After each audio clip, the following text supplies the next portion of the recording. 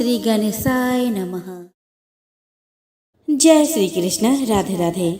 दोस्तों, आज द्वादशी तिथि में मैं आपको सुनाने वाली हूँ एकादशी व्रत पारण की कथा। दोस्तों, जिन वैष्णव भक्तों ने एकादशी का व्रत रखा वे आज द्वादशी में पारण करने से पहले पूजा पाठ कर तुलसी माता की कहानी अवश्य सुने, जिसके सुनने से आपको एकादशी व्रत के बराबर पुण्य फल की प्राप्ति होगी। तो दोस्तों, प्रेम से बोलो तुलसी माता की जय। जालंधर संस्कृत में, जिसका अर्थ है पानी धारण करने वाला, भगवान शिव की तीसरे आंख से निकलने वाला क्रोध से पैदा हुआ एक शक्तिशाली राक्षस था।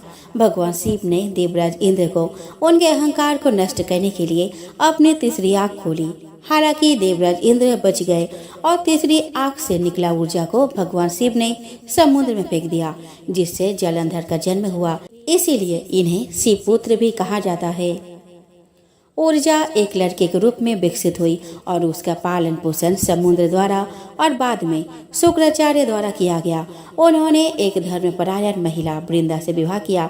वृंदा, जो भगवान विष्णु की भक्त थी, अपने राक्षस पति के प्रति भी वफादार थी। जालंधर की शक्ति उसकी पत्नी वृंदा थी, जिसके पति व्रत धर्म के कारण सभी देवी देवता मिलकर भी जालंधर को पराजित नहीं कर सके और जालंधर ने स्वर्ग, भूलोक और पाताल लोक पर विजय प्राप्त कर ली। जालंधर को अपनी ताकत पर घमंड हो गया। वह वृंदा की उसके प्रति भक्ति की उपेक्षा करके देवताओं की स्त्रियों को परेशान करने लगा। पुराण की कथा के अनुसार जालंधर भगवान विष्णु से देवी लक्ष्मी को छीनना चाहता था, इसीलिए उसने बैकुंठ पर हमला किया। लेकिन लक्ष्मी जी ने जालंधर से कहा कि हम दोनों जल से उत्पन्न हुए हैं, इसीलिए हम भाई बहन हैं। जालंधर देवी लक्ष्मी की बातों से प्रभावित हुआ और देवी लक्ष्मी को अपने बहन मानकर बैकुंठ छोड़कर चला गया। इसके बाद वो कैलाश पर्वत पर गए और देवी पार्वती से अपने पत्नी बनने का आग्रह करने लगे। इससे देवी पार्वती क्रोधित हो गई और महादेव को जालंधर से युद्ध करना पड़ा। वृंदा के सतीत्व के कारण जालंधर पर किया गया भगवान शिव का हर वार निष्फल हो गया। देवताओं ने योजना बनाई और भगवान विष्णु जालंधर का वेश बनाकर वृंदा के पास पहुँचे। वृंदा भगवान विष्णु को अपना पति समझकर उनके करीब आ गई और इससे वृंदा का पतिव्रत धर्म टूट गया और भगवान शिव ने जालंधर का वध कर दिया। इस पुराण के अनुसार कहीं भी जालंधर को शिव पुत्र के रूप में मान्यता नहीं दी गई है। जालंधर के बारे में अन्यत्र भी उल्लेख मिलता है कि समुद्र मंथन के दौरान देवी लक्ष्मी के साथ जालंधर भी उत्पन्न हुआ था। पद्म पुराण, शिव पुराण और स्कंद पुराण में राक्षस जालंधर के जन्म के बारे में बहुत कुछ बताया गया है। शिव पुराण में बताया गया है कि एक बार देवराज इंद्र समेत अन्य देवताओं ने भगवान शिव की परीक्षा लेनी चाहिए। देवराज इंद्र देवताओं के गुरु बृहस्पति भगवान के साथ कैलाश पर्वत पहुँचे। भगवान शिव ने अपने आध्यात्मिकता शक्ति के बल पर यह जान लिया कि ये लोग उनकी परीक्षा लेने आ रहे हैं। इसलिए उन्होंने देवराज इंद्र और गुरु बृहस्पति के ज्ञान का परीक्षण करने के लिए खुद को अवधूत का वेश धारण किया और उनके रास्ते में खड़े हो गए। देवराज इंद्र ने उसे रास्ते से हटने का इशारा किया, लेकिन भगवान शिव अवधूत वेश धारण कर अपने स्थान पर खड़े रहे। यह देखकर देवराज इंद्र क्रोधित हो गए। उसने कहा कि अरे, तुम्हें पता नहीं मैं कौन हूँ? रास्ते से हट जाओ, नहीं तो मैं वज्र से तेरे टुकड़े टुकड़े कर डालूंगा। धमकी सुनकर शिव जी वेशधारी अवधूत क्रोधित हो गए। उसने बड़े जोर से गुंजन किया, जिसे सुनकर चारों दिशाएं कांप उठी।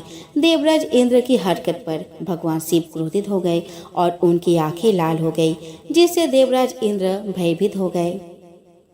क्रोध के कारण भगवान शिव की तीसरी आंख खुल गई, जिससे देवराज इंद्र लगभग मर ही गए। गुरु बृहस्पति को तुरंत एहसास हुआ कि अवधूत वास्तव में कोई और नहीं बल्कि स्वयं भगवान शिव थे। उन्होंने देवराज इंद्र को संकेत करके कहा, यह तुम क्या अनर्थ कर रहे हो सुरेंद्र? आप भगवान शिव को नहीं पहचान रहे? यह असली भगवान शिव है। देवराज इंद्र को अपनी गलती का एहसास हुआ। वे तुरंत भगवान शिव के चरणों में गिर पड़े और क्षमा मांगने लगे। क्षमा करें प्रभु, मैंने आपको नहीं पहचाना। गुरु बृहस्पति बोले कि हाँ प्रभु, देवेंद्र को माफ कर दो। उसने अनजाने में तुम्हें नहीं पहचाना, इसीलिए उसे माफ कर दो। गुरु बृहस्पति के समझाने पर भगवान शिव ने देवराज इंद्र को क्षमा कर दिया।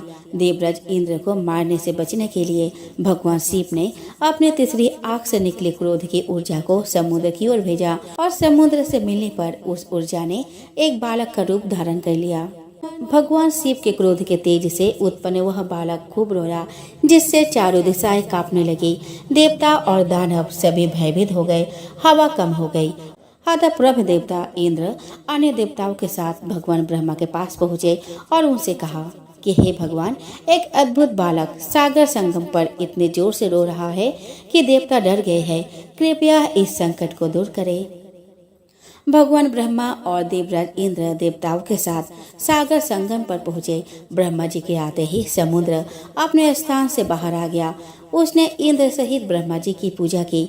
ब्रह्मा जी ने समुद्र से पूछा, जल में रेत पर लेटा हुआ यह बालक कौन है? उसकी पुकार सुनकर सारा संसार व्याकुल हो रहा है। सागर ने भगवान ब्रह्मा से कहा कि उन्हें नहीं पता यह लड़का कहाँ से आया है। यह कहकर सागर ने बालक को गोद में उठा लिया और ब्रह्मा जी को दे दिया।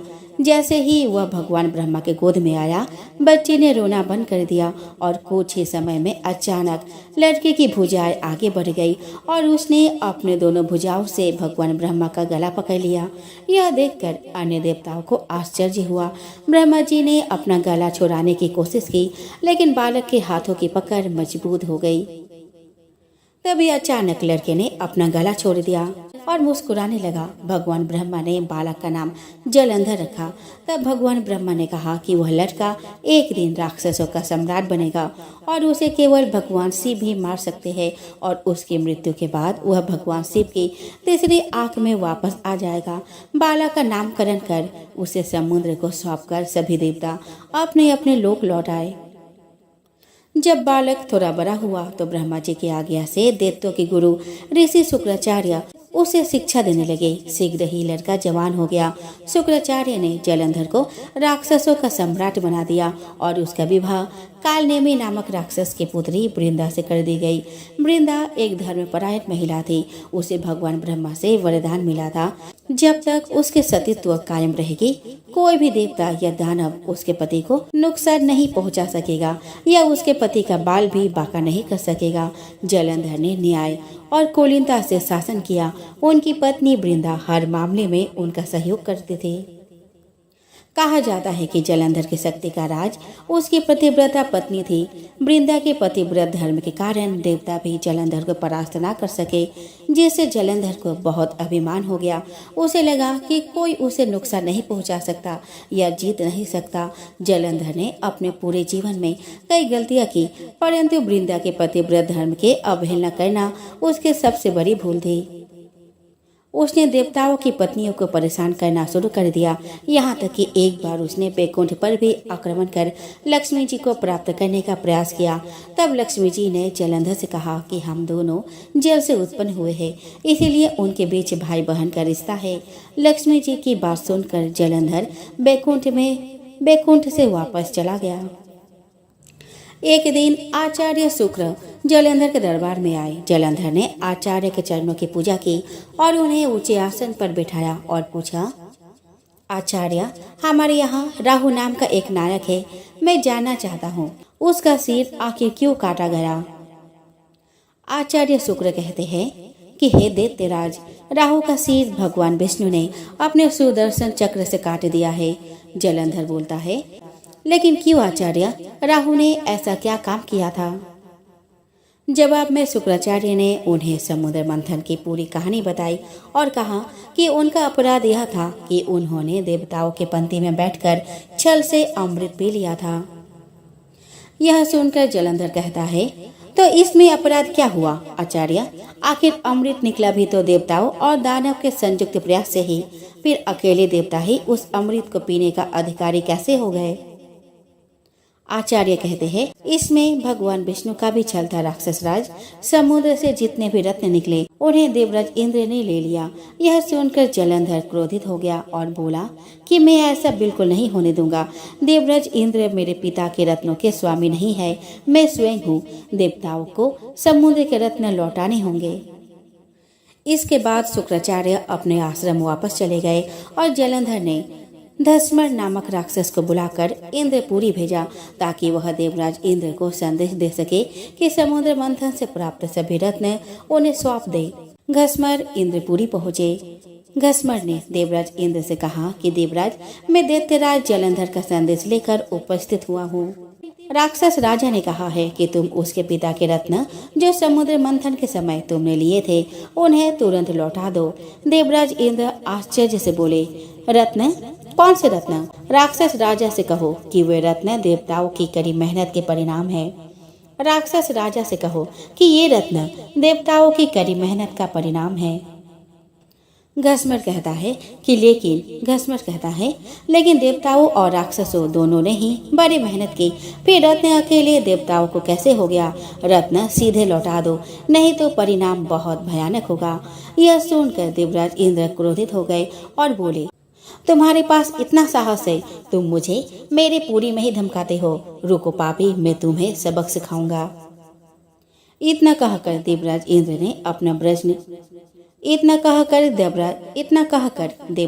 ने अपना वज्र निकाल लिया। लेकिन तभी आचार्य बृहस्पति ने उन्हें रोका और समझाते हुए कहा कि क्रोध मत करो देवराज, यह एक दूत है और एक दूत को मारना नहीं चाहिए, उसको छोड़ दो। धस्मर वापस जलंधर के पास गया और उसे देवराज इंद्र द्वारा दिया गया उत्तर बताया। यह सुनकर जलंधर क्रोधित हो गया। उन्होंने तुरंत चारों दिशाओं में स्थित राक्षसों को संदेश भेजा कि वे तुरंत इंद्रपुरी पर आक्रमण करें। साथ ही अपने सेनापतियों शुभ और निशुंभ के साथ उसने इंद्रलोक पर चढ़ाई कर दी। जल्द ही राक्षसों की सेना इंद्र के नंदन वन में पहुंच गई और सैनिकों ने देवताओं पर हमला करना शुरू कर दिया। राक्षसों की टोलियां अमरावती को नष्ट और भ्रष्ट करने लगी। दोनों पक्षों के वीरों की लाशें जमीन पर गिरने लगी। देवताओं की ओर से आचार्य बृहस्पति और दानव की ओर से शुक्राचार्य घायल एवं मृत वीरों का उपचार करने लगे और वे पुनः जीवित होकर युद्ध करने लगे। युद्ध चलता रहा परंतु किसी भी पक्ष को विजय नहीं मिल सकी। इस पर जलंधर को क्रोध आ गया और वह शुक्राचार्य के पास जाकर बोला, गुरुदेव, संजीवनी विद्या तो आप ही जानते हैं, फिर ये देवता मरकर जीवित कैसे हो रहे हैं। शुक्राचार्य ने जवाब दिया कि दैत्यराज आचार्य बृहस्पति भी संजीवनी बूटी का प्रयोग करना जानते हैं। उन्होंने कई देवताओं को इस काम पर लगा दिया है कि वे द्रोणागिरी पर्वत से संजीवनी बूटी लाते रहे। यदि किसी तरह देवताओं ने द्रोणागिरी से जड़ी बूटी लाना बंद कर दिया तो गुरु बृहस्पति देवताओं को पुनः जीवित नहीं कर पाएंगे। जलंधर कहता है, लेकिन इस रास्ते के लिए हमें अपनी सेना का एक बड़ा हिस्सा द्रोणागिरी पर्वत की ओर ले जाना होगा और यहाँ युद्ध भयंकर गति से चल रहा है। शुक्राचार्य कहते हैं, तो फिर द्रोणागिरी पर्वत को ही समुद्र में क्यों न डुबा दिया जाए, न रहेगा बांस और न बजेगी बांसुरी। शुक्राचार्य के आदेश पर जलंधर ने द्रोणागिरी पर्वत को समुद्र में डुबा दिया। इससे देवताओं को संजीवनी बूटी मिलना बंद हो गई। देवताओं में भय फैल गया। देवराज इंद्र भयभीत होकर आचार्य बृहस्पति के पास आए और बोले, हमारे वीर बहुत हताहत हो रहे हैं आचार्य, अब क्या होगा? इस प्रकार तो सभी देवता नष्ट हो जाएंगे। आचार्य बृहस्पति ने कहा कि मेरी सलाह मानो देवेंद्र, इस युद्ध को तुरंत रोको और अपनी सेना के साथ भागकर अपना जान बचाओ। जलंधर भगवान शिव के तेज से पैदा हुआ है, उसमें भगवान शिव की अपार शक्ति है। तुम अपनी जान बचाओ, बाद में जलंधर को मारने का कोई न कोई रास्ता निकलेगा। आचार्य बृहस्पति की सलाह मानकर देवता युद्ध से भाग गए और मेरी पर्वत की गुफाओं में छिप गए। शुभ निशुंभ सहित राक्षसों की सेना ने उनका पीछा किया, लेकिन देवता पर्वत की गुफाओं में पहुंचकर अदृश्य हो गए। थक कर राक्षसों की सेना लौट गई। जलंधर ने पूरी अमरावती को लूट लिया और स्वयं देवराज इंद्र के सिंहासन पर बैठ गया। देवराज इंद्र मेरु पर्वत की गुफाओं से निकलकर अपने साथियों के साथ भगवान विष्णु के पास पहुँचे। उन्होंने भगवान विष्णु से प्रार्थना की, रक्षा करे प्रभु, जलंधर ने पूरी अमरावती को नष्ट कर दिया है, हजारों देवता मारे गए। भगवान विष्णु मदद करने के लिए सहमत हुए, लेकिन देवी लक्ष्मी से वादा किया कि वह जलंधर को नहीं मारेंगे क्योंकि वह समुद्र से पैदा हुआ था और देवी लक्ष्मी उसे अपना भाई मानती थी। जलंधर के बीच भयंकर युद्ध हुआ। इस दौरान भगवान विष्णु युद्ध में जलंधर की वीरता से प्रभावित हुए। उन्होंने उससे युद्ध रोकने और अपनी इच्छा अनुसार कोई भी वरदान मांगने को कहा। जलंधर ने भगवान विष्णु से उसकी बहन देवी लक्ष्मी के साथ क्षीर सागर में रहने की अनुमति देने का अनुरोध किया। भगवान विष्णु ने उनकी इच्छा पूरी की और अपने पत्नी देवी लक्ष्मी के साथ क्षीर सागर में रहने लगे। जलंधर बड़े प्रेम से भगवान विष्णु की सेवा करने लगा। देवताओं और भगवान विष्णु से अपराजित होकर जलंधर तीनों लोकों का शासक बन गया। उनके पुण्य शासन से देवताओं को छोड़कर सारी प्रजा संतुष्ट थी। तब देवताओं ने जलंधर को हराने में मदद के लिए भगवान शिव से प्रार्थना की। भगवान शिव की इच्छा अनुसार देवर्षि नारद देवताओं से मिलने आए। देवताओं ने उन्हें अपने दुख भरी कहानियां सुनाई। एक दिन देवर्षि नारद जलंधर से मिलने गए और बोले कि हे राक्षस राज, वैसे तो इस समय आपके पास सारा ऐश्वर्य उपलब्ध है, लेकिन एक चीज की कमी है। जलंधर के पूछने पर किस बात की कमी है? देवर्षि नारद ने उत्तर दिया कि यद्यपि आपकी पत्नी वृंदा स्वयं बहुत सुंदर है, लेकिन भगवान शिव की पत्नी माता पार्वती की बात तो कुछ और है। और उन्होंने जलंधर को माता पार्वती को अपने पत्नी के रूप में पाने के लिए उकसाया। जलंधर जाल में फंस गया और उसने राहु को माता पार्वती का हाथ मांगने के लिए कैलाश पर्वत पर भेजा। भगवान शिव क्रोधित हो गए और राहु का वध करने वाले थे, लेकिन राहु ने क्षमा के लिए प्रार्थना की। वापस आकर राहु ने जलंधर को सारी बात बता दी। जलंधर ने अपने सेना के साथ कैलाश पर्वत पर आक्रमण कर दिया। देवताओं सहित भगवान शिव के गणों और राक्षसों के बीच भयंकर युद्ध हुआ।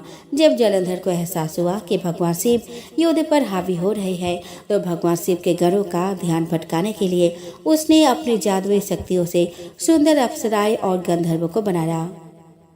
भगवान शिव के गण और देवता अप्सराओं की सुंदरता से मंत्रमुग्ध हो गए और लड़ना बंद करके उनका नृत्य और संगीत देखने लगे। इसी बीच जलंधर भगवान शिव का रूप धारण करके माता पार्वती के पास गया, लेकिन देवी पार्वती ने उसे पहचान लिया। देवी पार्वती की सुंदरता से मंत्रमुग्ध होकर जलंधर ने उन्हें बुरी नीयत से देखा, लेकिन देवी पार्वती ने अपनी शक्ति से उसे स्थिर कर दिया। तब देवी पार्वती भगवान विष्णु के पास गई और पूरी कहानी सुनाई। उन्होंने भगवान विष्णु से अनुरोध किया वे जलंधर के वेश में जलंधर की पत्नी के पास जाए और वृंदा को वैसे ही धोखा दे जैसे जलंधर ने उसे धोखा देने की कोशिश की थी। तब भगवान विष्णु जलंधर का रूप धारण करके वृंदा के महल में गए। फिर वृंदा ने जलंधर, जो कि वास्तव में भगवान विष्णु के वेश में थे, को गले लगा लिया, जिससे उसके सतीत्व भंग हो गया। वृंदा को पता चलता है कि वह छद्मवेशी विष्णु है और वह उसे श्राप दे देती है कि एक दिन कोई उसकी ही पत्नी को धोखा देगा। वह यह भी कहती है कि वह पत्थर दिल है और भगवान विष्णु को पत्थर बनने का श्राप दे दिया और भगवान विष्णु तुरंत पत्थर में बदल जाते हैं। तभी देवताओं और लक्ष्मी जी ने वृंदा से अपना श्राप वापस लेने का अनुरोध किया। वृंदा जी ने वैसा ही किया और भगवान विष्णु पहले जैसे हो गए। तब वृंदा ने सतीत्व भंग होने के कारण आत्मदाह कर लिया। तभी उसके राख से एक पौधा निकला। भगवान विष्णु ने कहा कि आज से इसका नाम तुलसी होगा और मेरा एक रूप पत्थर के रूप में रहेगा, जिससे शालिग्राम के नाम से तुलसी जी के साथ पूजा जाएगा और तुलसी का विवाह शालिग्राम के साथ कराया जाएगा। जलंधर की शक्ति का रहस्य उसकी पतिव्रता पत्नी थी और जैसे जैसे उसकी पत्नी का सतीत्व भंग होता गया, वैसे वैसे उसकी शक्तियां कम होती गई।